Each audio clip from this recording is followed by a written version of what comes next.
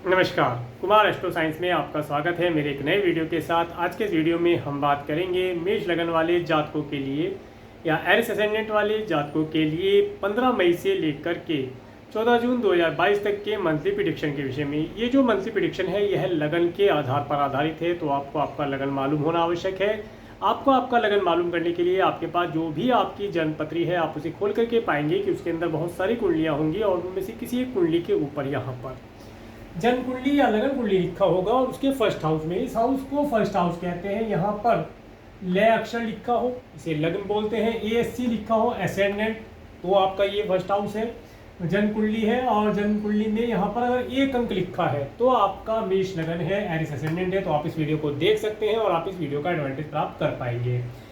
तो आइए देखते हैं। सबसे पहले 15 मई 2022 को मेष लगन वाले जातकों के लिए प्लेनेट उनके किस किस हाउस में प्लेस रहेंगे और उसके बाद आगे गोचर करेंगे, उसके विषय में बात करेंगे।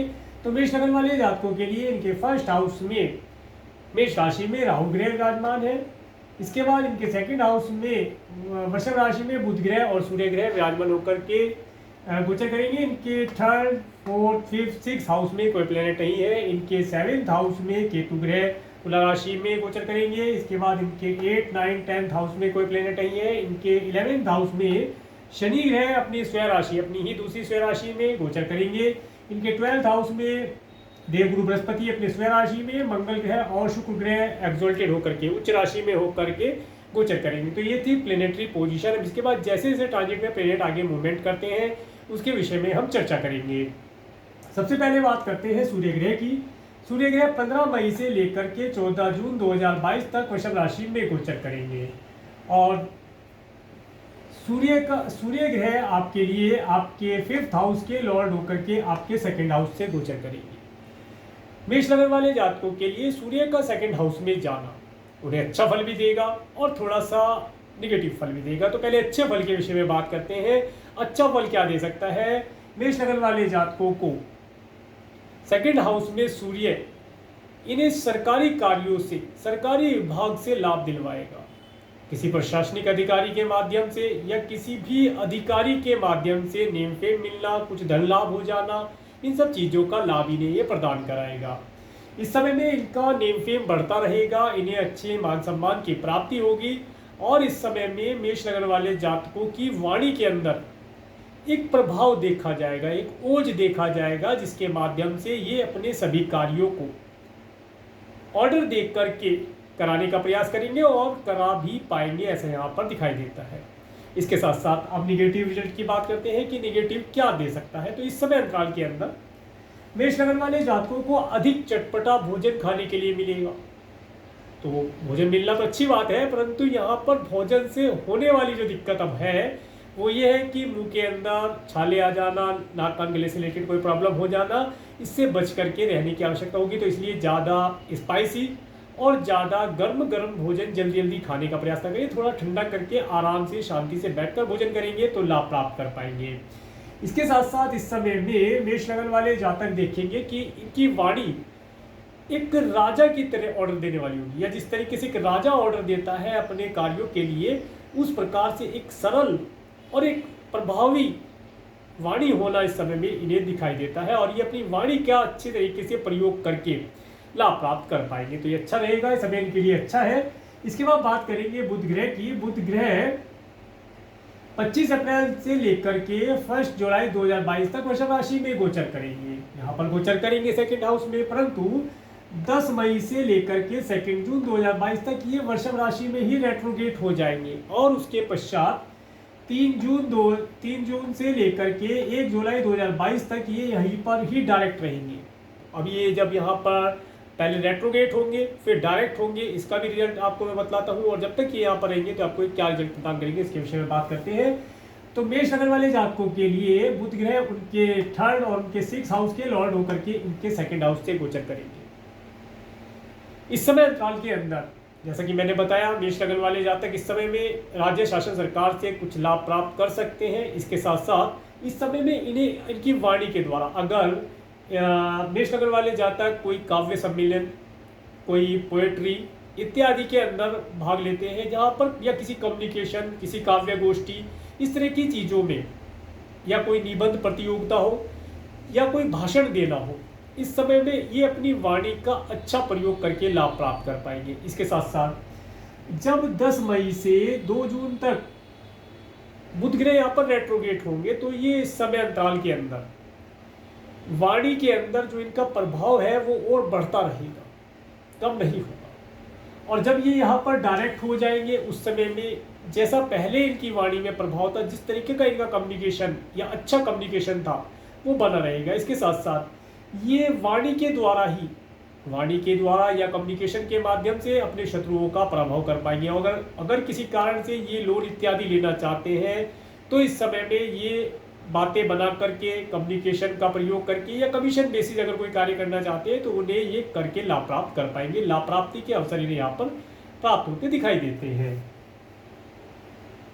आगे बात करते हैं बुध ग्रह, शुक्र ग्रह की। शुक्र ग्रह 27 अप्रैल से लेकर के 22 मई 2022 तक मीन राशि में गोचर करेंगे। और शुक्र ग्रह आपके सेकंड और आपके 7th हाउस के लॉर्ड होकर के आपके 12th हाउस में गोचर करेंगे। इस समय अंतराल के अंदर मेष लगन वाले जातक जो मैरिड हैं, वे अच्छे वैवाहिक जीवन का सुख प्राप्त कर पाएंगे। और जो मैरिड नहीं है, वे इस समय में अपोजिट सेक्स की तरफ अट्रैक्ट होंगे और आनंद का अनुभव प्राप्त कर पाएंगे। इसके साथ साथ इस समय अंतराल के अंदर मेष लगन वाले जातक कोई एक्सपेंसिव चीज़ों को परचेज करना, अच्छा व्हीकल परचेज करना, इन तरीके की चीज़ों में गोल्ड, डायमंड, सिल्वर इत्यादि चीज़ों में निवेश करना, ये अपने धन को निवेश कर पाएंगे और इन चीज़ों से लाभ प्राप्त कर पाएंगे, ऐसा यहाँ पर पता चलता है। इसके साथ साथ इस समय अंतराल के अंदर जो मेष लगन वाले जातक हैं, वे अपने partner, life partner, business partner भी हो सकता है, या जॉब करते हैं तो वहाँ पर कलीग्स के साथ में अधिक दूरी की कोई यात्रा या ट्रैवल करके, या एब्रोड अगर उनके चार्ट के अंदर एब्रोड जाने का योग है, या वे कोई इस प्रकार का कार्य करते हैं जिसमें एब्रोड जाने आना उन्हें पड़ता है, तो इस समय अंतराल के अंदर वे लंबी दूरी की यात्रा करके आनंद और सुख का अनुभव प्राप्त कर पाएंगे। इस समय उनके लिए उत्तम रहने वाला है। और इस समय अंतराल के अंदर मेष लगन वाले जातकों का नेम फेम बढ़ता रहेगा, उनका सामाजिक प्रतिष्ठा बढ़ेगी, समाज में उनका नेम फेम बढ़ेगा, किसी भी माध्यम से बढ़े, ऑनलाइन के माध्यम से बढ़े, ऑफलाइन के माध्यम से बढ़े, इनका नेम फेम बढ़ता रहेगा, लोगों में इनकी पहचान बनती रहेगी। तो इस समय इनके लिए उत्तम रहेगा। इसके बाद 23 मई से लेकर के 18 जून 2022 तक बुध शुक्र ग्रह आपके मेष राशि में आ जाएंगे। देखिए, ये आपके सेकंड और 7th हाउस के लॉर्ड जब आपके 1st हाउस में आ जाएंगे, ये राहु के साथ होंगे और मंगल की राशि में होंगे। इस समय पर ये आपको लव एंड अफेयर, कोई नए रिलेशन बनाना, इस तरीके की चीज़ों में आपको इन्वॉल्व कर सकते हैं, परंतु यहाँ पर इस तरह की एक्टिविटी में जाना लाभदायक नहीं होगा। इसका कारण ये रहेगा कि यहाँ पर राहु है और दूसरा शुक्र ग्रह अपने शत्रु मंगल की राशि में आ जाएंगे। तो यहाँ पर अगर इस समय में आपका कोई रिलेशन बनता है, तो वह रिलेशन आपको आगे चल करके प्रॉब्लम में डालने वाला हो सकता है। तो इस समय अंतराल में कोई नया रिलेशन बनाने से बचना चाहिए, कोई नया लव अफेयर इत्यादि है तो उससे बचना चाहिए, उससे बचाव करके चलेंगे तो लाभ प्राप्त कर पाएंगे। परंतु एक चीज़ यहाँ पर पता चलती है कि इस समय अंतराल के अंदर आप लव एंड रोमांस की तरफ अट्रैक्ट अवश्य होंगे। आगे बढ़ते हैं मंगल ग्रह के लिए। मंगल ग्रह 17 मई से लेकर के 26 जून 2022 तक मीन राशि में गोचर कर रहे हैं और मंगल ग्रह आपके 1st और आपके 8th हाउस के लॉर्ड होकर के आपके 12th हाउस से गोचर कर रहे हैं।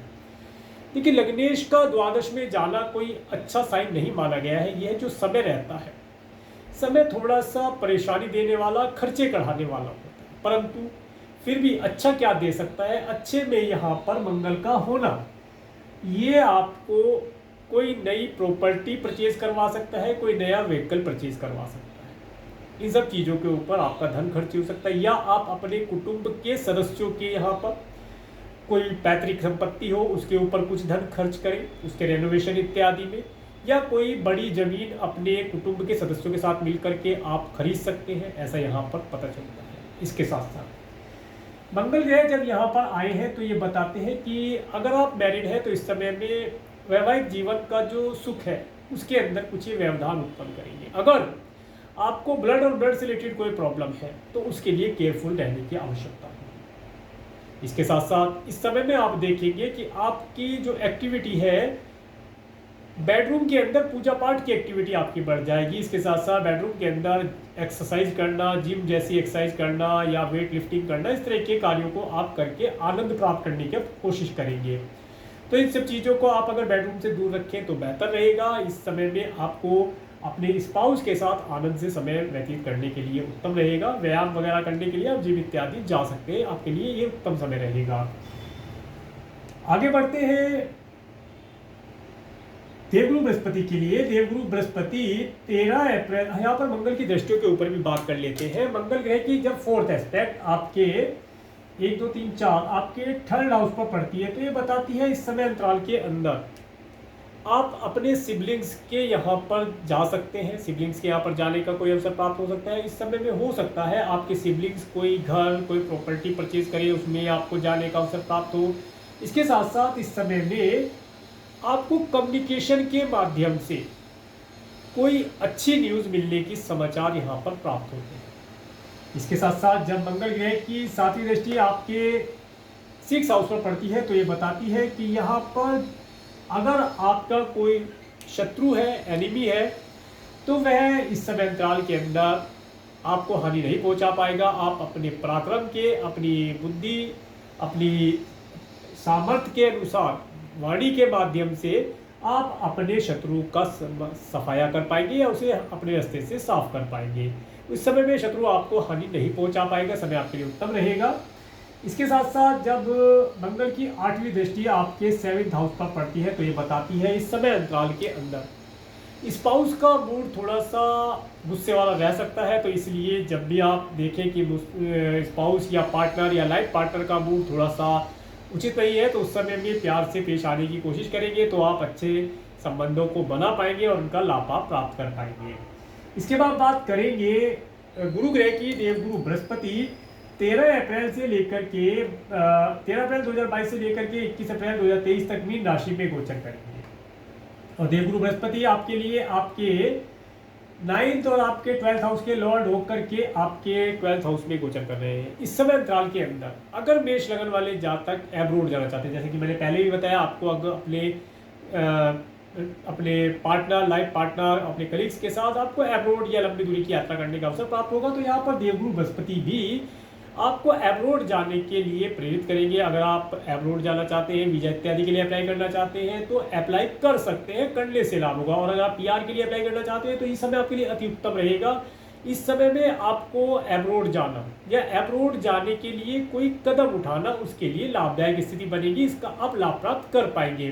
तो इन चीज़ों को करने से लाभ प्राप्त होगा। इसके साथ साथ इस समय अंतराल के अंदर आपका कुछ धन धार्मिक कार्यों के ऊपर, रिलीजियस कार्यों के ऊपर, दान पुण्य इत्यादि करना, कोई पूजा पाठ इत्यादि कराना, कोई रिलीजियस ट्रैवलिंग करना, इन सब चीज़ों के ऊपर खर्च होगा जिनके माध्यम से आप लाभ प्राप्त कर पाएंगे। ब्लेसिंग आपको इस समय में प्राप्त होगी। इसके साथ साथ इस समय अंतराल के अंदर अब बात करते हैं देवगुरु बृहस्पति की दृष्टियों के ऊपर। देवगुरु बृहस्पति की जब 5 एस्पेक्ट, 5वीं दृष्टि आपके 4th हाउस पर पड़ती है, 1 2 3 4 5, तो यहाँ पर जब देवगुरु बृहस्पति की एस्पेक्ट पड़ती है तो ये बताती है इस समय अंतराल के अंदर आपके घर के अंदर, आपके परिवार के अंदर आप कोई धार्मिक आयोजन करके आनंद का अनुभव प्राप्त कर पाएंगे। कोई नई खुशी आपको इस समय में मिलना यहाँ पर दिखाई देता है। इस समय में आप अपने अच्छे परिवार, अच्छे व्हीकल, अच्छे पेट्स, अच्छे माता पिता का सुख भी आप प्राप्त कर पाएंगे। इस समय में आपको आपकी माता की तरफ से, माता पिता की हेल्प मिलना यहाँ पर दिखाई देता है। धन संबंधित हेल्प हो या कोई एडवाइस संबंधी हेल्प हो, आप उनसे लेकर के लाभ प्राप्त कर पाएंगे। इसके बाद बात करते हैं देवगुरु बृहस्पति की 7th एस्पेक्ट की। देवगुरु बृहस्पति की जब 7th एस्पेक्ट आपके 6 हाउस में पड़ती है तो ये बताती है इस समय में अगर आप एब्रोड जाने के लिए या अपने घर इत्यादि के लिए या अपने वीजा इत्यादि के लिए, किसी भी कार्य के लिए अगर आप लोन लेना चाहते हैं तो इस समय में लोन आपको इजीली प्राप्त हो जाएगा। बैंक से रिलेटेड कोई भी कार्य है आप इजीली करा पाएंगे। कम्युनिकेशन इस समय में आपका अच्छा रहेगा और आपको आपका जो ऋण आपको चाहिए वो मिल जाएगा। और यदि आप अपने मामा मौसी से कोई एडवाइस लेना चाहते हैं या कोई उनसे फाइनेंशियली हेल्प लेना चाहते हैं तो वो भी आपको इस समय अंतराल के अंदर प्राप्त होती दिखाई देती है। इस समय में आप अपने शत्रुओं से भी धन प्राप्त कर लेंगे, ऐसा यहाँ पर योग बनता दिखाई देता है। तो समय आपके लिए उत्तम रहेगा।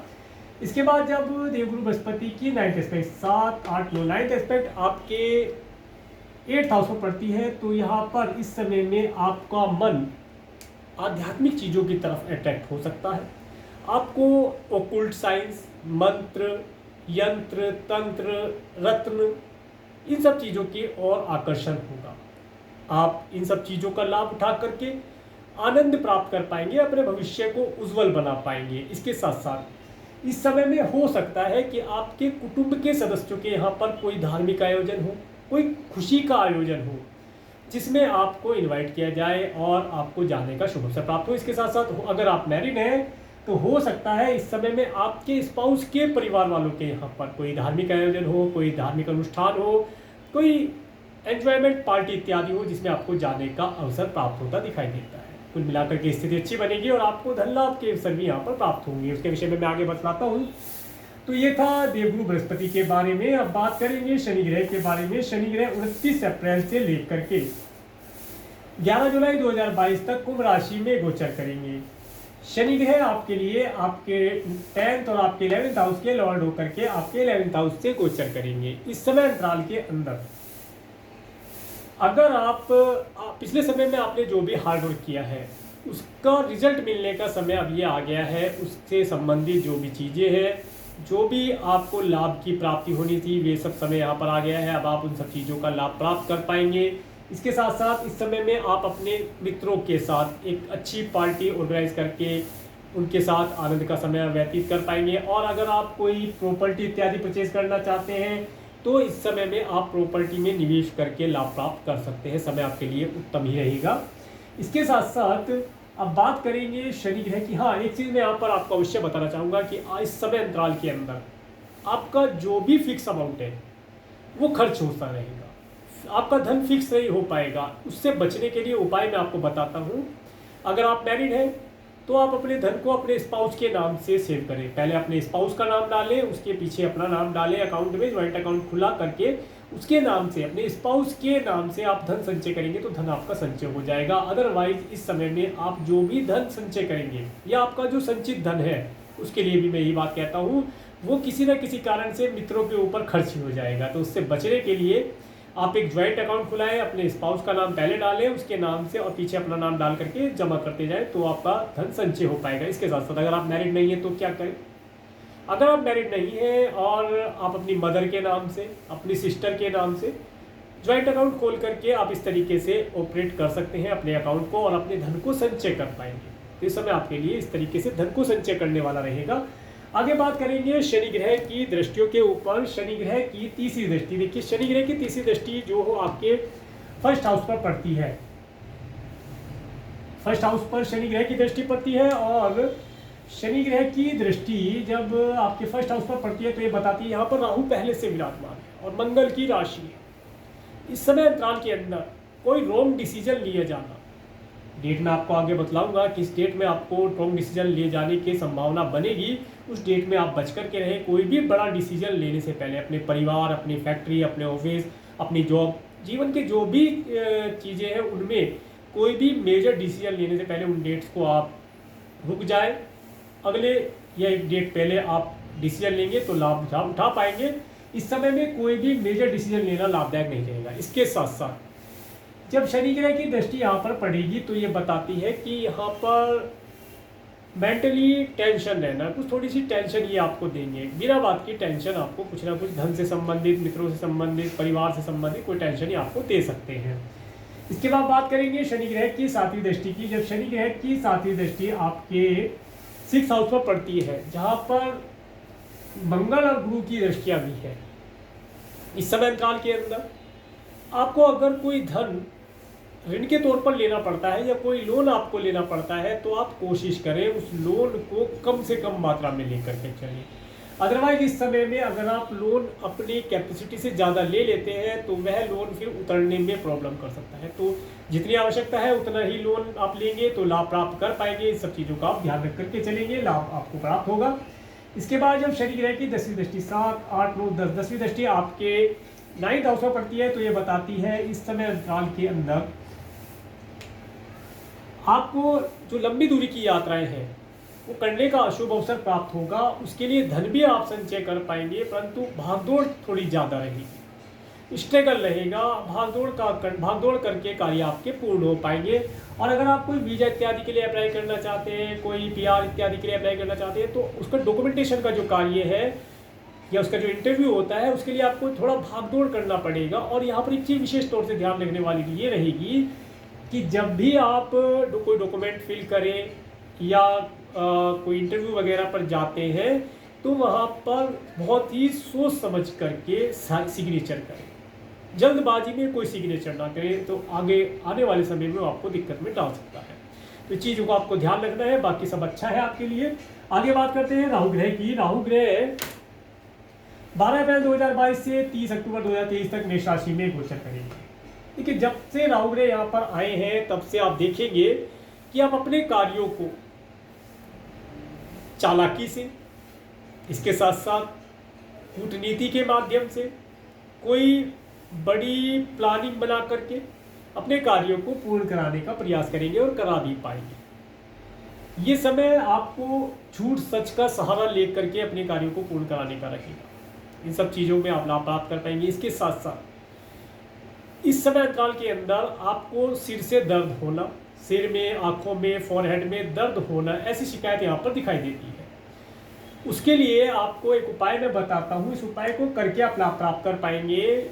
शनिवार के दिन एक सूखा हुआ नारियल लेकर के अपने सिर से 7 टाइम एंटी क्लॉकवाइज उतार करके किसी बहते जल में प्रवाहित करें, आपको लाभ प्राप्त होगा। आगे बढ़ते हैं केतु ग्रह के लिए। केतु ग्रह 12 अप्रैल 2022 से 30 अक्टूबर 2023 तक तुला राशि में गोचर करेंगे। देखिए, केतु का यहाँ पर आना ये बताता है, अगर आप मैरिड हैं तो इस समय अंतराल के अंदर आपका जो लाइफ पार्टनर है वह काफ़ी ज़्यादा रिलीजियस हो जाएगा। पूजा पाठ करना, मंत्र उच्चारण करना, धार्मिक प्लेस पर जाना, रिलीजियस प्लेस पर जाना, इन सब चीज़ों में उसकी एक्टिविटी बढ़ेगी और ये अच्छा भी रहेगा। परंतु यहाँ पर अच्छा क्या नहीं रहेगा, उनकी व्रत इत्यादि करना, इस समय में उनकी हेल्थ का आपको ध्यान रखना चाहिए। देखिए, ऐसा ना हो कि हफ्ते के हफ्ते वे व्रत रख दें। थोड़ा सा, अगर वे व्रत रखती है, व्रत रखना अच्छी बात है, या आपका जो भी स्पाउस है व्रत रखता है या रखती है, व्रत रखना अच्छी बात है, फास्ट करना अच्छी बात है, परंतु उसके एवज में जो एनर्जी की आपको रिक्वायरमेंट है, उसके लिए फ्रूट इत्यादि लेना, मिल्क पीना, इन सब चीज़ों का आप ध्यान रखें। एनर्जेटिक जो चीज़ें होती है, एनर्जी जिन चीज़ों से मिलती है, उन चीज़ों को आप लेते रहें ताकि आपकी हेल्थ भी उत्तम बने। अदरवाइज यहाँ पर आपके स्पाउस की हेल्थ वीक होने की संभावना दिखाई देती है। धर्म के साथ अपने स्वास्थ्य का भी ध्यान रखना आवश्यक रहता है।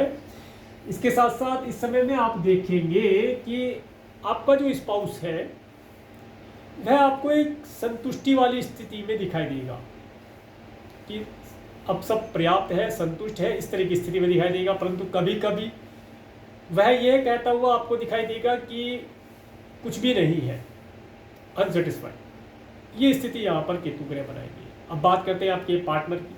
अगर आप बिजनेस करते हैं, जॉब करते हैं, तो वहाँ पर जो पार्टनर्स हैं, जो आपके सह मित्र हैं, जो आपके साथ कार्य करते हैं, उनके लिए क्या रिजल्ट देगा। इस समय अंतराल के अंदर पूजा पाठ तो वे भी करेंगे, रिलीजियस वे भी हो जाएंगे, अपने कार्यों को पूजा पाठ धर्म कर्म के माध्यम से कराने के प्रयास करेंगे पूर्ण कराने का। इसके साथ साथ इस समय में वे थोड़े से कन्फ्यूजन वाली स्टेज में आप देखे जाएंगे। कुछ कन्फ्यूजन जैसी स्टेज इनके साथ बनी हुई रहेगी। वे कोई निर्णय बहुत जल्दी नहीं ले पाएंगे। इन सब चीज़ों को आप उनके जीवन में देख पाएंगे। तो ये था सूर्य से लेकर के राहु केतु पर्यंत ट्रांजिट में प्लेनेट के मूवमेंट के ऊपर वर्णन। अब इसके बाद बात करते हैं मून के ट्रांजिट के ऊपर। 15 मई को तुला राशि से चंद्रमा गोचर करेंगे। 15 मई को तुला राशि से चंद्रमा गोचर करेंगे और 15, 16, 17 मई ये डेट मैंने यहाँ पर टाइम टू बी केयरफुल में डाला है। इन डेट्स को आप केयरफुल रहें। इन डेट्स में आपको अपने स्पाउस की हेल्थ का ध्यान रखना है। इसके साथ साथ आपको अपने स्पाउस के परिवार में जाने का अवसर प्राप्त हो या अपने कुटुंब के सदस्यों से मिलने का अवसर प्राप्त हो, तो इस समय में अपनी हेल्थ का भी आपको ध्यान रखना है। इस समय में आपको लिक्विड चीज़ें जैसे पानी है, ड्रिंकिंग वाटर है या कोल्ड ड्रिंक इत्यादि है, तो उसे पीने के लिए विशेष तौर से ध्यान रखना चाहिए। एक्सपायरी वगैरह आप देख सकते हैं। ज़्यादा चिल्ड ना लें, बहुत ज़्यादा ठंडा ना लें, क्योंकि उससे गला खराब होने की दिक्कत यहाँ पर दिखाई देती है। इस चीज़ों का आप ध्यान रखेंगे। इसके बाद 18-19 मई को जब धनु राशि से चंद्रमा गोचर करेंगे तो 18-19 मई आपके लिए उत्तम रहने वाली है। 18-19 मई में आप देखेंगे कि आपको कहीं ना कहीं से कुछ धन लाभ हो जाए, आपकी कोई रिलीजियस ट्रैवलिंग हो जाए। अगर आप एब्रोड जाना चाहते हैं तो एब्रोड के लिए PR वीज़ा इत्यादि का कार्य आपका पूर्ण होता दिखाई देगा, या इस समय में आप इन कार्यों को करके पूर्ण करा करके लाभ प्राप्त कर पाएंगे। इसके बाद जब 20-21 मई को मकर राशि से चंद्रमा गोचर करेंगे तो ये समय आपको आपके कार्य व्यवसाय के अंदर उन्नति प्रदान कराने वाला होगा। आपका कार्य व्यवसाय अच्छा चलेगा, एक सेटिस्फेक्शन आपको आपके कार्य व्यवसाय से प्राप्त होगा। इस समय में अगर आप अपने बॉस से कोई प्रमोशन इत्यादि की बात करना चाहते हैं, सैलरी इंक्रीमेंट की बात करना चाहते हैं, या कोई विशेष बात उनसे आप उनके सामने रखना चाहते हैं तो रख सकते हैं। रखने के लिए फायदेमंद रहेगा। इसके साथ साथ जिन लोगों की जॉब चली गई थी या जॉब नहीं है, इस समय काल के अंदर वे जॉब के लिए अप्लाई कर सकते हैं, इंटरव्यू दे सकते हैं, और इस समय में दिया हुआ इंटरव्यू उनका अप्रूवल होगा और उन्हें जॉब मिलने की संभावना दिखाई देती है। इसके साथ साथ हार्डवर्क करना आवश्यक रहेगा। देखिए, हार्डवर्क करने से ही चीज़ें फेवर में आती है, कर्म से ही फल मिलता है। आगे बढ़ते हैं। 22-23 मई को कुंभ राशि से चंद्रमा गोचर करेंगे तो देखिए, जब चंद्रमा शनि के ऊपर से गोचर करेंगे आपके 11th हाउस से कुंभ राशि में से, तो ये समय रहेगा आपको आपके मित्रों के साथ कोई पार्टी इत्यादि ऑर्गेनाइज करके मीटिंग में जाना, कोई पार्टी में जाना, मित्रों के साथ कहीं घूमने जाना, ट्रैवल टूर इत्यादि के लिए उत्तम रहेगा। तो उस समय में आपका धन खर्ची होगा। धन खर्ची करने के बाद आप इन सभी चीज़ों का लाभ प्राप्त कर पाएंगे, ऐसा यहाँ पर दिखाई देता है। इसके बाद बात करेंगे 24-25 मई को जब मीन राशि से चंद्रमा गोचर करेंगे। देखिए, 24-25 मई को जब चंद्रमा मीन राशि से गोचर करेंगे तो इस समय अंतराल के अंदर आपके पास धन आएगा तो अवश्य हो सकता है कहीं से आपको छोटा सा कोई अमाउंट मिल जाए, बड़ा भी मिल सकता है। आपकी किस्मत के ऊपर बात है, क्योंकि आपका बर्थ चार्ट भी वहाँ पर जरूर अपना रिजल्ट दिखलाएगा। धन आपको मिल तो सकता है, परंतु वह धन आपका किसी न किसी कारण से अपोजिट सेक्स के ऊपर खर्च हो जाए, कोई व्हीकल आप परचेज कर ले या कोई प्रॉपर्टी परचेज कर ले, कहीं ना कहीं आप उसे निवेश कर देंगे या किसी को डोनेट कर देंगे। ये स्थिति यहाँ पर दिखाई देती है। इसके बाद 26, 27, 28 मई को जब मेष राशि से चंद्रमा गोचर करेंगे। देखिए, 26, 27, 28 जो कि मैंने पहले आपको बताया था कि एक डेट इसमें ऐसी आएगी जिस डेट में आपको कोई मेजर डिसीजन नहीं लेना है, तो वो डेट यही है। 26, 27, 28 तारीख को आपको अगर अपने जीवन में, अपने आगामी भविष्य के लिए, या अपनी लाइफ, अपने फैमिली, अपनी जॉब, अपने बिजनेस, किसी भी कार्य के लिए अगर कोई मेजर डिसीजन लेना पड़ता है तो उसे पोस्टपोन करना उत्तम रहेगा। इस डेट में लिया हुआ मेजर डिसीजन आगामी भविष्य में आपके लिए प्रॉब्लम बन सकता है, आपको प्रॉब्लम दे सकता है, तो इसलिए उसे अवॉइड करके चलेंगे तो उत्तम रहेगा। इसके बाद बात करेंगे 29-30 मई को जब वृषभ राशि से चंद्रमा गोचर करेंगे तो इस समय आपको अपने पार्टनर के साथ, अपने बिजनेस पार्टनर, लाइफ पार्टनर के साथ अच्छे स्वादिष्ट भोजन का लाभ देने वाला रहेगा। पर्याप्त मात्रा में धन आपके पास समय में रहेगा और आप इस समय में किसी होटल, मॉल, रेस्टोरेंट इत्यादि में जा कर के अच्छे स्वादिष्ट भोजन का लाभ प्राप्त कर पाएंगे। आपके लिए उत्तम रहेगा। इस समय में अगर आप कोई काव्य सम्मेलन या निबंध प्रतियोगिता इत्यादि में या कोई किसी भी प्रकार से जहाँ पर कम्युनिकेशन या आप कोई कमीशन से रिलेटेड कोई कार्य करते हैं, उन कार्यों में आपको धन लाभ की प्राप्ति भी कराने वाला रहेगा। समय आपके लिए उत्तम रहेगा। इसके बाद बात करेंगे मिथुन राशि की। जब 31 मई को और 1-2 जून को मिथुन राशि से चंद्रमा गोचर करेंगे तो ये समय आपके लिए उत्तम रहने वाला रहेगा। इस समय में हो सकता है आपको कोई ट्रैवल करने का अवसर प्राप्त हो सकता है आपको आपके सिबलिंग के यहाँ जाने का अवसर प्राप्त हो। कुल मिलाकर के ये जो स्थिति रहेगी इस समय में, हो सकता है आपको आपके पड़ोसियों के यहाँ पर कोई प्रोग्राम हो, उसमें जाने का अवसर प्राप्त हो। कुल मिलाकर के स्थिति आपको आनंद देने वाली रहेगी और इस समय में धन का लाभ भी आप प्राप्त कर पाएंगे। धन या नेम फेम का लाभ आप इस समय में प्राप्त कर पाएंगे। समय आपके लिए उत्तम रहेगा। इसके बाद 3-4 जून को जब कर्क राशि से चंद्रमा गोचर करेंगे, इस समय में आप अपनी माता के माध्यम से या पिता के माध्यम से कुछ धन संबंधित लाभ या कोई अच्छी एडवाइस प्राप्त करके लाभ प्राप्त कर पाएंगे। इस समय में आप अपने व्हीकल का लाभ प्राप्त करेंगे, आपको अच्छे घर का सुख प्राप्त होगा, पेट्स इत्यादि के साथ आनंद का अनुभव प्राप्त कर पाएंगे। इसके बाद 5, 6, 7 जून को सिंह राशि से चंद्रमा गोचर करेंगे तो ये जो समय है, यह समय आपको, जो स्टूडेंट हैं वे इस समय में एजुकेशन में अच्छा फोकस कर पाएंगे, एजुकेशन से अच्छे मार्क्स प्राप्त होना, अच्छी एजुकेशन प्राप्त कर पाएंगे। इसके साथ साथ इस समय अंतराल के अंदर ये समय रहेगा आपको लव एंड रोमांस की तरफ अट्रैक्ट करने वाला।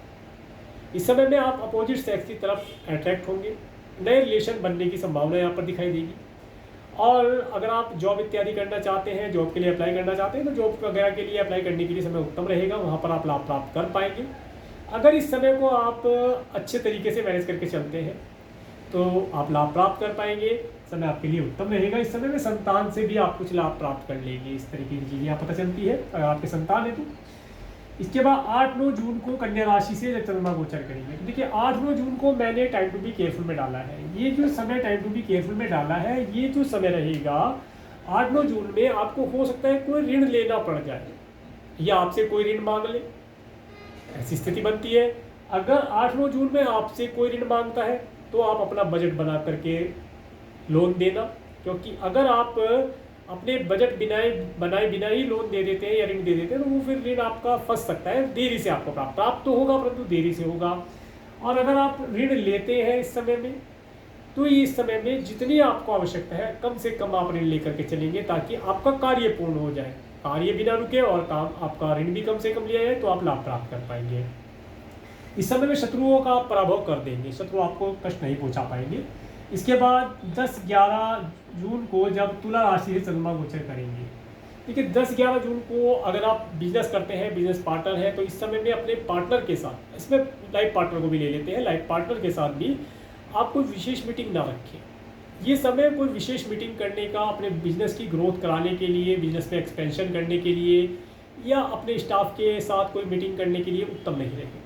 इस समय में अगर आपको किसी पब्लिक स्पीच के लिए जाना पड़ता है या स्टेज पर कोई भाषण इत्यादि देना पड़ता है तो उसे आप अवॉइड करेंगे तो उत्तम रहेगा, क्योंकि इस समय में अगर आप इस तरह की किसी एक्टिविटी को करते हैं तो वहाँ पर लाभ ना मिलने की संभावना दिखाई देती है। या ये कहे आपने भाषण तो बहुत अच्छा दिया, आपने स्पीच तो बहुत अच्छी सुनाई, परंतु उसका जो रिजल्ट है वो निगेटिव लोगों को समझ में आएगा, तो इसलिए इसे अवॉइड करना उत्तम रहेगा। इसके बाद जब 12-13 जून को वृश्चिक राशि से चंद्रमा गोचर करेंगे तो देखिए 12-13 जून को मैंने टाइम टू बी केयरफुल में डाला है। इस समय में सबसे पहले तो आपको अपनी हेल्थ के लिए ध्यान रखना चाहिए, और इस समय अंतराल में हो सकता है आपको आपके स्पाउस के परिवार वालों के मिलना हो जाए, उनके यहाँ जाने का अवसर प्राप्त हो, या आप अपने कुटुंब के सदस्यों के यहाँ पर जाने का आपको अवसर प्राप्त हो। ये सब चीज़ें यहाँ पर आपके साथ हो सकती हैं, तो इन सब चीज़ों के लिए आप केयरफुल रहें। कुल मिलाकर के आपको आपकी हेल्थ के लिए विशेष तौर से ध्यान रखने वाली स्थिति यहाँ पर बनेगी, उसके लिए आप केयरफुल रहें। इसके बाद 14 जून को जब धनु राशि से चंद्रमा गोचर करेंगे तो समय आपके लिए उत्तम रहेगा। इस समय में भाग्य का पूरा सपोर्ट आपको प्राप्त होगा, धन प्राप्ति के अवसर आपको प्राप्त हो सकते हैं। अगर आप हायर एजुकेशन प्राप्त करना चाहते हैं तो इस समय में आप हायर एजुकेशन भी प्राप्त कर पाएंगे, और इस समय में धार्मिक कार्यों के अंदर जुड़ करके आप लाभ प्राप्त कर पाएंगे, समय आपके लिए उत्तम रहेगा। तो ये था मेष लग्न वाले जातकों के लिए 15 मई से लेकर के 14 जून 2022 तक का मंथली प्रेडिक्शन। अगर आपको मेरा वीडियो अच्छा लगा है तो आप मेरे इस वीडियो को लाइक करें, और यदि आप मेरे चैनल पर नए हैं तो मेरे चैनल को सब्सक्राइब करें, जिससे आने वाले नई वीडियो का नोटिफिकेशन आपको मिल सके। और मेरे इस वीडियो को प्रेमपूर्वक देखने के लिए, मेरे चैनल पर प्रेमपूर्वक बने रहने के लिए आपका प्रेमपूर्वक धन्यवाद। नमस्कार।